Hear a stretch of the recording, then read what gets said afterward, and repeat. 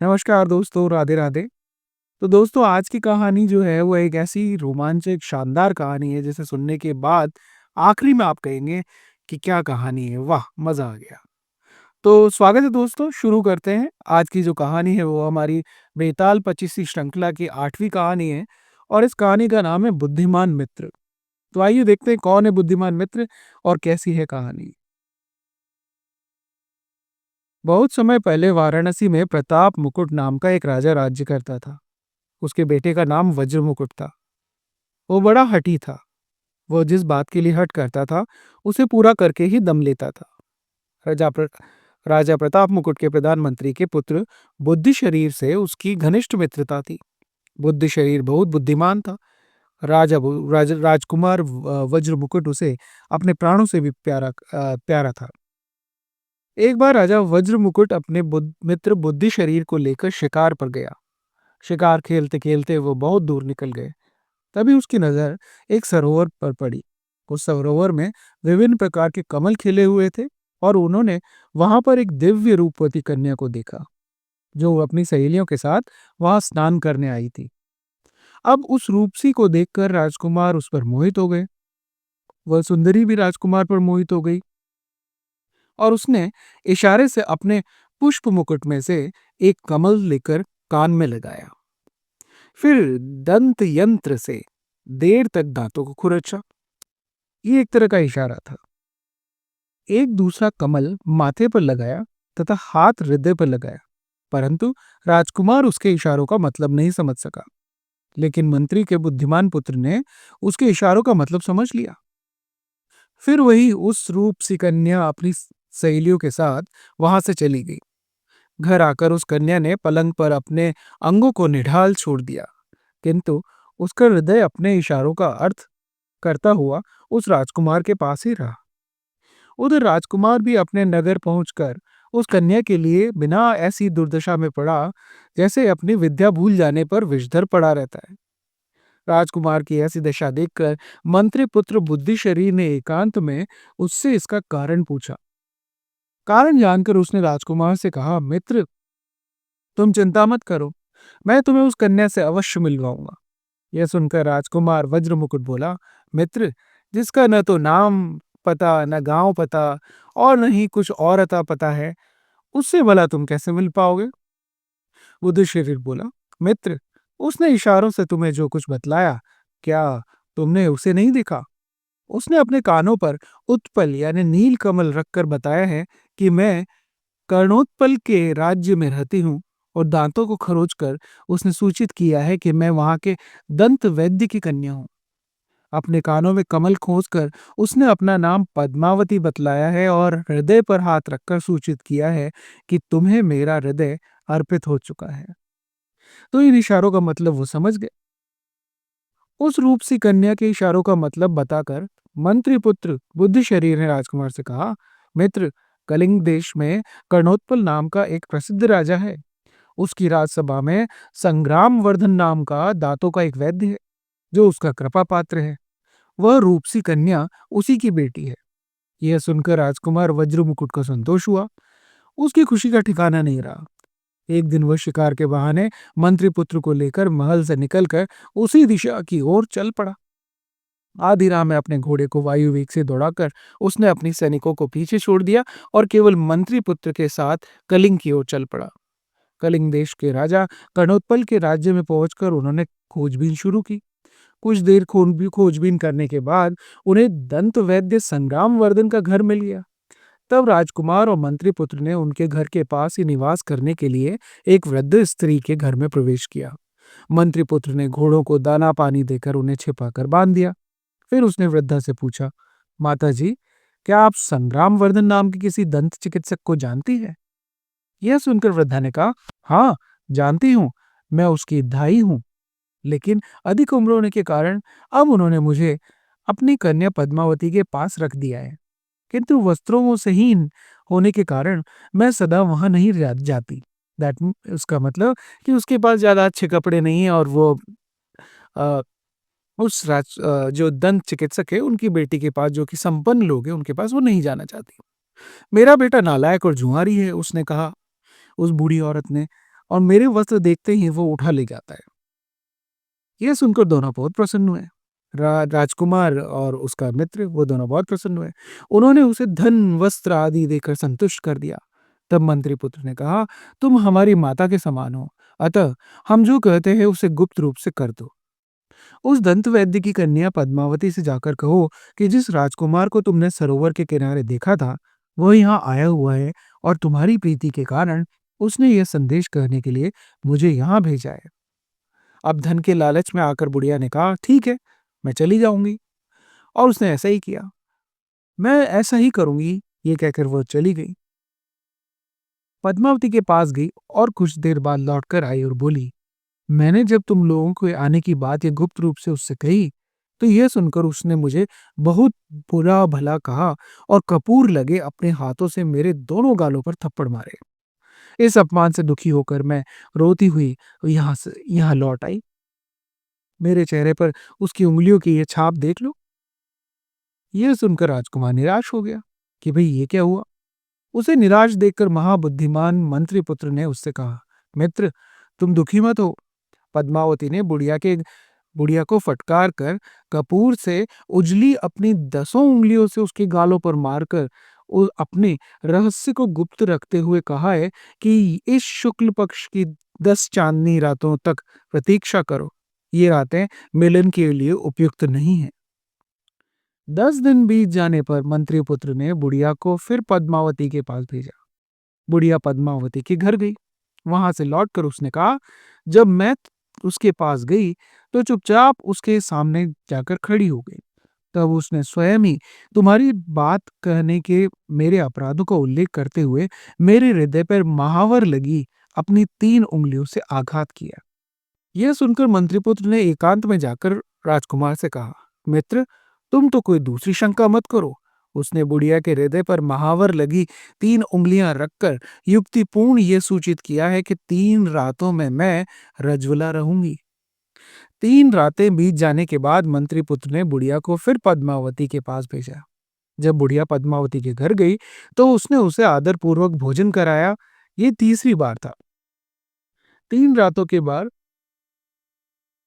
अब तीसरी बार 3 रातें बीत जाने के बाद मंत्री पुत्र ने बुढ़िया को फिर से पद्मावती के घर भेजा। ये तीसरी बार था। जब बुढ़िया पद्मावती के घर गई तो उसने उसे आदरपूर्वक भोजन कराया और प्रेम से उसके साथ सारा दिन बिता दिया।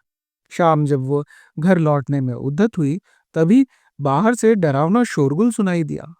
लोग चीख पुकार कर रहे थे, हाय हाय, ये पागल हाथी जंजीर तोड़कर लोगों को कुचलता हुआ भागा जा रहा है। यह सुनकर पद्मावती ने बुढ़िया से कहा, राजमार्ग को हाथी ने रोक रखा है, ऐसे में तुम्हारा जाना उचित नहीं है। अतः मैं तुम्हें रस्सियों से बंधी एक दीवार पर बैठाकर उस बड़ी खिड़की से नीचे बगीचे में उतरवा देती हूँ। फिर तुम मेरे पेड़ के सहारे बाग की चार दीवारी पर चढ़ जाना। फिर वहां से दूसरी ओर के पेड़ पर जाकर नीचे उतर जाना और वहां से घर चली जाना। यह कहकर उसने रस्सी से बंधी एक सीढ़ी पर बुढ़िया को बिठाया और अपनी दासियों द्वारा खिड़की के रास्ते नीचे बगीचे में उतरवा दिया। फिर वो पद्मावती के बताए हुए उपाय से घर लौट गई और सारी बातें राजकुमार को और मंत्री पुत्र को ज्यों की त्यों, जैसी की तैसी बता दी। सारी बातें सुनने के बाद मंत्री पुत्र ने राजकुमार से कहा, मित्र, तुम्हारा मनोरथ पूरा हुआ, तुम्हारी इच्छा पूरी हुई। उसने युक्तिपूर्ण तुम्हें रास्ता भी बतला दिया। इसलिए आज शाम को तुम वहां जाओ और इसी मार्ग से अपनी उस प्रिया के भवन में प्रवेश करो। राजकुमार खुश हो गया। राजकुमार जब अंदर चला गया तब मंत्री पुत्र ने अपने निवास स्थान को लौट गया।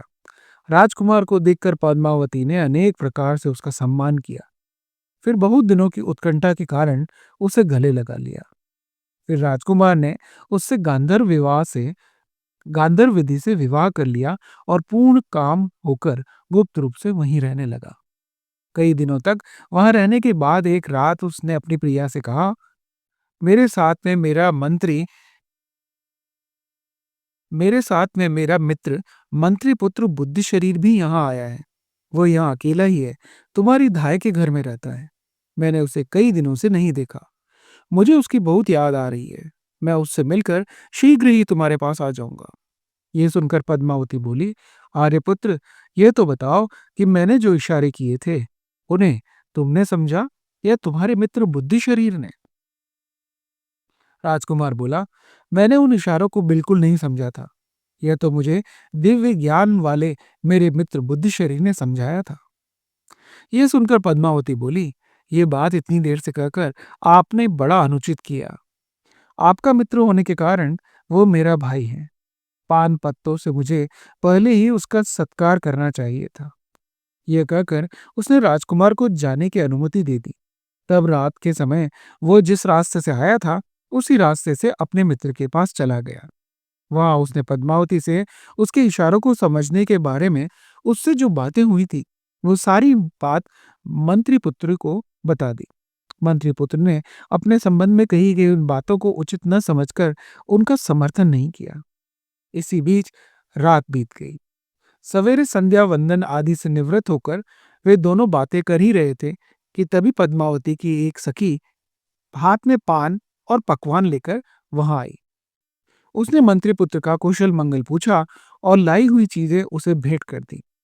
लेकिन युक्तिपूर्वक उसने राजकुमार को भोजन करने से रोक दिया। बोली, मेरी स्वामिनी भोजन आदि के लिए आपकी प्रतीक्षा कर रही है। यह कहकर वो वहां से चली गई।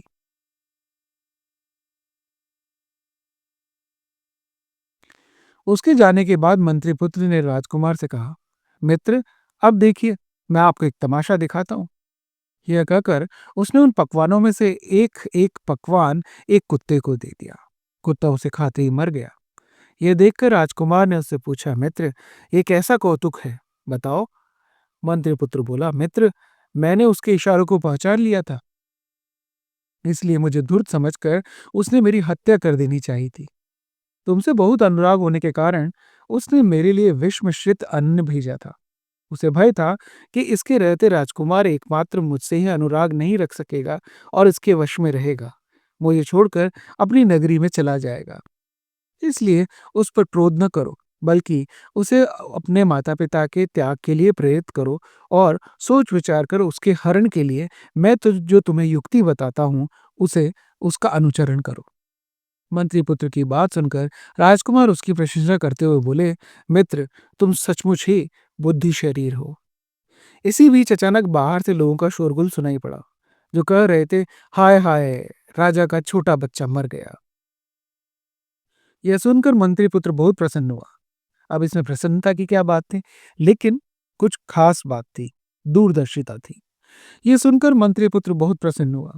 उसने राजकुमार से कहा, मित्र, आज रात तुम पद्मावती के घर जाओ। वहां तुम उसे इतनी शराब पिलाना जिससे वो नशे में बेहोश हो जाए। तब तुम त्रिशूल गरम करके उसकी कमर के पास दाग देना और उसकी गहनों की गठरी उठाकर रस्सी के सहारे खिड़की के रास्ते निकलकर यहाँ चले आना।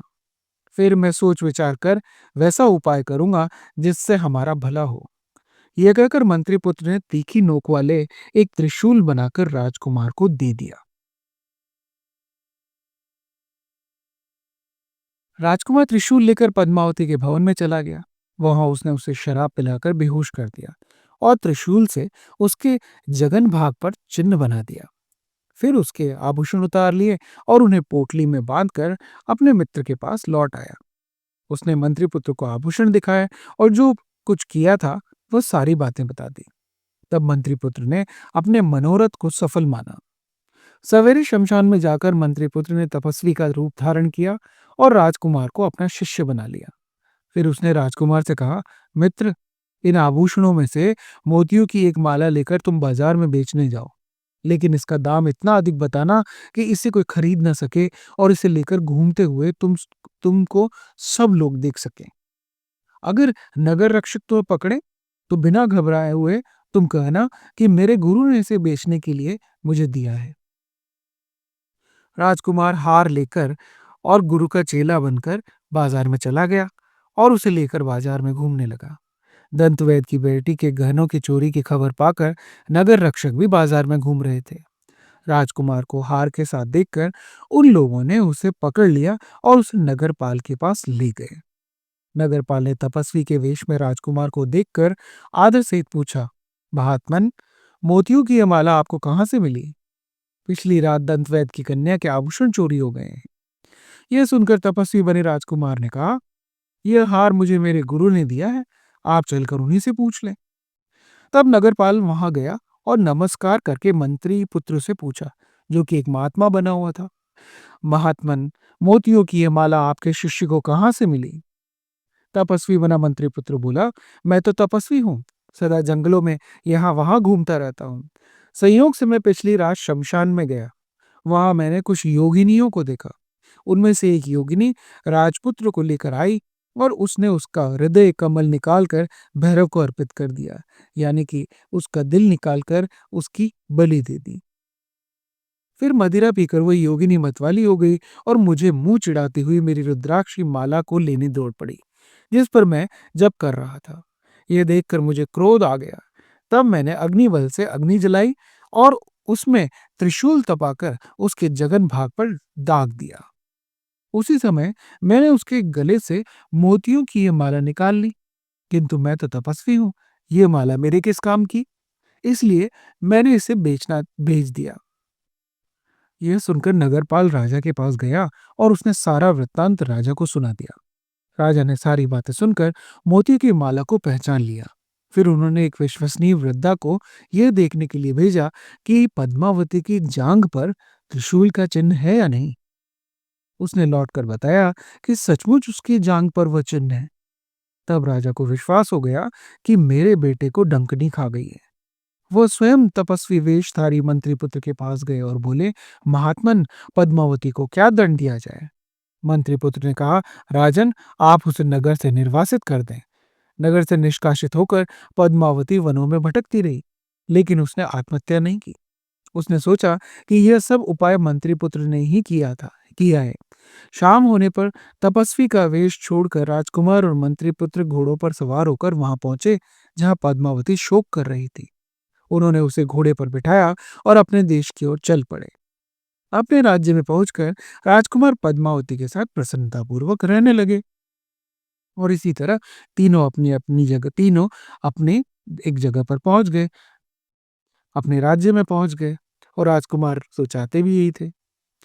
इधर दंतवैद ने समझा कि मेरी बेटी को जंगली जानवरों ने खा डाला होगा। यह सोचकर वो शोक के कारण मर गया। इसके बाद उसकी पत्नी ने भी उसका अनुगमन किया, अर्थात उसकी भी मृत्यु हो गई। यह कथा सुनकर बेताल बोला, राजन, आप बुद्धिमानों में श्रेष्ठ हैं, अतः मेरा यह संदेश दूर कीजिए कि इन दोनों पति पत्नी के वध का पाप किसे लगेगा, मंत्री पुत्र को, राजकुमार को, अथवा पद्मावती को? यदि यह जानते हुए भी आपने मेरे सवाल का जवाब नहीं दिया तो आपके सिर के टुकड़े टुकड़े हो जाएंगे। बेताल की शर्त को जानते हुए भी राजा विक्रमादित्य को शाप के भय से आखिरकार मौन तोड़ना ही पड़ा। बोले, बेताल, इसमें न जाने योग्य क्या है। इसमें इन तीनों का कोई पाप नहीं है। जो पाप है वो राजा कर्णोत्पल का है। यह सुनकर बेताल बोला, राजन, इसमें राजा कर्णोत्पल का क्या पाप है? जो कुछ किया वह तो उन तीनों ने किया। हंस यदि चावल खा जाए तो उसमें कौवे का क्या अपराध है? बेताल की बात सुनकर विक्रमादित्य बोले, बेताल, उन तीनों का इसमें कोई दोष नहीं है। मंत्रिपुत्र अपने स्वामी का काम कर रहा था, अतः वो निर्दोष था। पद्मावती और राजकुमार कामानल में जल रहे थे, वे अपने स्वार्थ साधन में लगे हुए थे, अतः वे भी निर्दोष हैं। लेकिन राजा कर्णोत्पल अवश्य पाप का भागी था। राजा होकर भी वह नीति शास्त्र नहीं जानता था। उसने अपने गुप्तचरों के द्वारा अपनी प्रजा से भी सच झूठ का पता नहीं लगवाया। वह धूर्तों के चरित्र को नहीं जानता था, उनके इंगितों की पहचान उसे नहीं थी। फिर भी बिना विचारे उसने जो कुछ किया उससे वह पाप का भागी हुआ। विक्रमादित्य का उत्तर सुनकर बेताल बोला, राजन, आपने बिल्कुल ठीक कहा। यह प्रश्न मैंने आपकी बुद्धि की परीक्षा लेने के लिए ही पूछा था, पर मेरे प्रश्न का उत्तर देने में आप अपना वचन भूल गए। मैंने आपसे कहा था ना कि कहानी सुनने के दौरान आप मौन ही रहेंगे। आपने अपना मौन भंग कर दिया है, इसलिए मैं मुक्त हो गया हूं। मैं चलता हूं। अब मुझे फिर से पकड़ने का प्रयास मत कीजिएगा। यह कहकर बेताल विक्रमादित्य के कंधे से उतरकर अदृश्य हो गया और फिर से उसी शमशान में जाकर सिरस के वृक्ष पर लटक गया। तो दोस्तों, यहाँ हमारी आज की कहानी खत्म होती है। आशा करता हूँ कि ये कहानी आपकी उत्सुकता को पूर्ण कर पाई होगी, और जैसा मैंने कहानी की शुरुआत में कहा था कि आप इस कहानी को सुनकर ये नहीं कह पाएँगे कि मज़ा नहीं आया, आप कहेंगे कि मज़ा आ गया, तो ऐसा मज़ा ज़रूर आया होगा। तो अगर ये कहानी आपको बहुत अच्छी लगी, जैसी भी लगी, और अगर आपने इसे आखिरी तक सुना है, तो कमेंट में अपनी प्रतिक्रिया ज़रूर दें, लाइक करें, शेयर करें, सब्सक्राइब करें चैनल को, ताकि और अच्छी-अच्छी कहानियाँ लेकर के आएँ। तो मिलते हैं अगली कहानी में, तब तक के लिए राधे-राधे।